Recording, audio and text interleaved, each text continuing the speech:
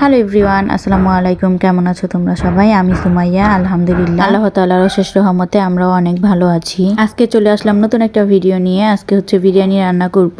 বিরিয়ানি রান্না করার জন্য এখানে আমি কিছু মশলা নিয়েছি। এগুলোকে আমি খুব ভালো করে বেটে নিব। আর যে কোনো মশলা বেটে রান্না করলে ওই তরকারিটা বা ওই বিরিয়ানিটা খেতে অনেক বেশি মজার হয়। আর আমি তো বিরিয়ানি রান্না করার জন্য সবসময় টাটকা মশলা বেটে নেই, এতে করে আমার কাছে অনেক বেশি ভালো লাগে। জানি বিরিয়ানি রান্না সবাই পারে, তবে এক একজনের রান্না এক এক রকম। আমি কিন্তু সহজ পদ্ধতিতে রান্না বান্না করে থাকি, তাই সহজ পদ্ধতিতে আজকে বিরিয়ানি রান্না দেখাবো। তোমরা প্লিজ আমার ভিডিওটি দেখবা আর ভিডিওর পাশেই থাকবা। বিরিয়ানি রান্না করার জন্য এখানে আমি মশলাগুলো বেটে নিয়েছি, অনেকটাই মানে আধা বাটা করে নিয়েছি। তারপরে কাঠবাদামগুলি তো আমি গরম পানিতে ভিজিয়ে রেখেছিলাম, সেগুলো এখন ছুলে তারপর বেটে নিচ্ছি। এইখানে আমি সব ধরনের মশলাই বেটে নিচ্ছি আর কি। বিরিয়ানির যে মশলাগুলো থাকে ওগুলো সবই আমি বেটে নিচ্ছি। বিরিয়ানিতে আমি বাটা মশলা আর কেনা মশলা দুটোটাই ব্যবহার করি, এর জন্য বিরিয়ানিটা খেতে বেশি ভালো লাগবে। আর আমি বিরিয়ানিতে কিন্তু অনেক পরিমাণে দুধ ব্যবহার করে থাকি। আমার কাছে মনে হয় বিরিয়ানিতে দুধ ব্যবহার করলে বিরিয়ানির টেস্টটা অনেক বেশি বেড়ে যায়। মশলা তো বাটাবাটি শেষ, তারপর আমি চলে এসেছি রান্না করার জন্য। রান্নাটা বসাতে অনেকটা লেট হয়ে গেছে।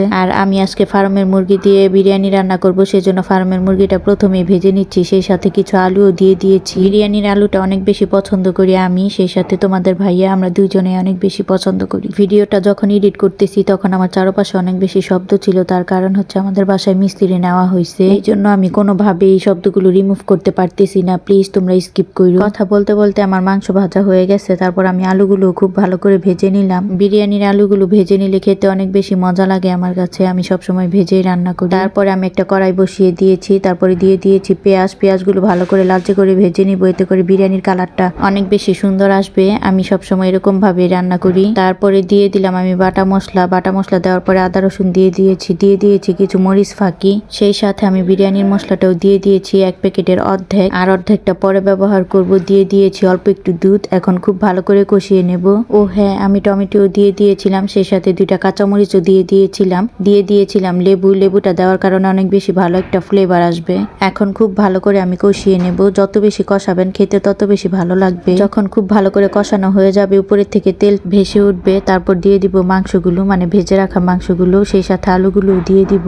তারপরে তো এখন আমি মাংসটাও খুব ভালো করে কষিয়ে নিব। দিয়ে দিব মটরশুঁটি, তারপরে দিয়ে দিব হচ্ছে আলু বাখারা, দিয়ে খুব ভালো করে কষিয়ে নেব। আমি কিন্তু আলু বাখারা খেতে অনেক বেশি পছন্দ করি, সেই জন্য বিরিয়ানিতে সবসময় আলু বাখারা দেই। ওইখানে আমি মাংসটা কষাতে দিয়ে দিয়েছি, তারপরে চালগুলো মেপে নিচ্ছিলাম, এতে করে অনেক বেশি সহজ হয়ে যাবে কাজকর্ম। আমি এরকমই একসাথে 2-3টা কাজ করি আর কি। ওই যে বাচ্চা আসতে, বাচ্চাকে সামলাতে হবে, ঠিক এই কারণে কাজ একটু তাড়াতাড়ি করার চেষ্টা আর কি। যত তাড়াতাড়ি কাজ কমপ্লিট করতে পারবো তত তাড়াতাড়ি মেয়ের কাছে চলে যেতে পারবো। আমি আজকে 3 কেজি চালের বিরিয়ানি রান্না করছি, অনেকগুলি বিরিয়ানি। এতগুলি বিরিয়ানি এর আগে আমি কখনো রান্না করিনি। বাসায় তো মেহমান ছিল, এই জন্য এতগুলি বিরিয়ানি আজকে আমাকে রান্না করতে হয়েছে। এর আগে পোলাও রান্না করেছিলাম, তবে এতগুলি বিরিয়ানি আমি এর আগে কখনোই রান্না করি নাই। আমাদের বাসায় পোলাওয়ের থেকে বিরিয়ানিটাই বেশি পছন্দ করা হয়, এই জন্য বিরিয়ানিটাই রান্না করা হয় বেশি। আমি কিন্তু বিরিয়ানিটা অনেক বেশি পছন্দ করি। আচ্ছা, যারা আমার ভিডিওটা এখন পর্যন্ত দেখছো, প্লিজ আমার ভিডিওটিতে একটি লাইক করে দিও। আর ফেসবুক থেকে দেখলে আমার পেজটি ফলো করে দিও, আর ইউটিউব থেকে দেখলে আমার চ্যানেলটি সাবস্ক্রাইব করে দিও। প্লিজ তোমাদের একটি লাইক আমাকে অনেক দূরে এগিয়ে নিয়ে যেতে সাহায্য করবে। তো এখানে প্রায় হয়ে এসেছে আমার বিরিয়ানিটা। আমি লবণ চেক করে লবণ একটু দিয়ে দিয়েছি, এখন খুব ভালো করে দম দিয়ে নেব। আর আমার বিরিয়ানিটা কিন্তু অনেক সুন্দর ঝরঝরে হয়েছিল, খেতেও অনেক বেশি মজার হয়েছিল। আজকের ভিডিওটা এখানেই শেষ করে দিব।